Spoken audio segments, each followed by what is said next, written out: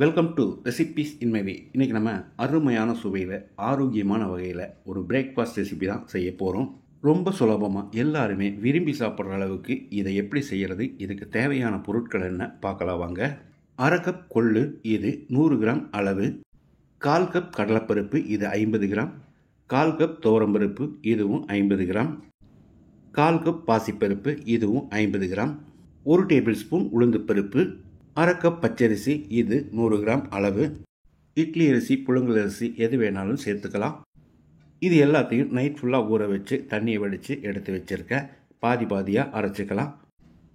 1/2 cup அளவுக்கு தண்ணி ஊற்றிக்கலாம். 2 வரமிளகாய், காரம் அதிகமாக வேணும்னா இன்னொன்று சேர்த்துக்கோங்க.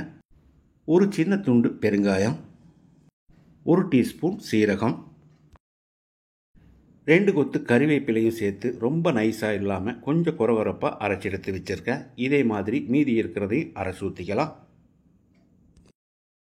மிக்ஸி ஜார் அரிசி கொஞ்சமாக தண்ணி சேர்த்துக்கலாம். இதுக்கு தேவையான அளவு உப்பு, நான் 1.5 டீஸ்பூன் உப்பு சேர்க்கிறேன். இது சரியாக இருக்கும். ஒரு கைப்பிடி அளவுக்கு துருவின தேங்காய். மீடியம் சைஸில் ஒரு பெரிய வெங்காயம் பொடியாக நறுக்கினது. கொஞ்சம் தாராளமாகவே பொடியாக நறுக்கின மல்லி இலையும் போட்டு கலந்து விட்டுறலாம்.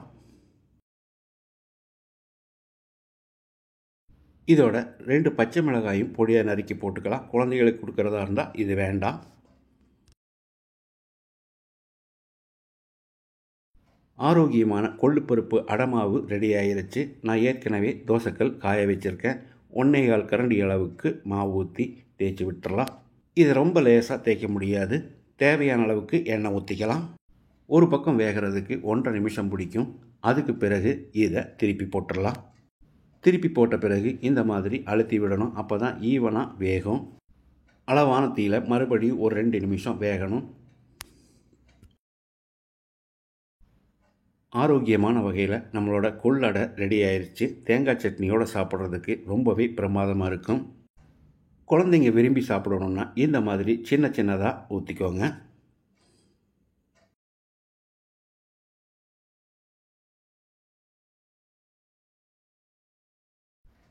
இது நல்ல கலர்ஃபுல்லாக இருந்ததுன்னா குழந்தைங்க ரொம்பவே விரும்பி சாப்பிடுவாங்க. வெங்காயம், தக்காளி, மல்லி இலை, 1 டீஸ்பூன் உப்பு சேர்த்து கலந்து வச்சுருக்கேன். இதை அடை மேலே போட்டு விட்டுறலாம். வெங்காயம், தக்காளியை போட்ட பிறகு இந்த மாதிரி அழுத்தி விடணும். இல்லைன்னா எடுக்கும்போது உதிர்ந்து வந்துடும். நம்ம எடுத்திருக்கிற அளவுகளுக்கு ஒரு 12 அடை தோசை வரும்.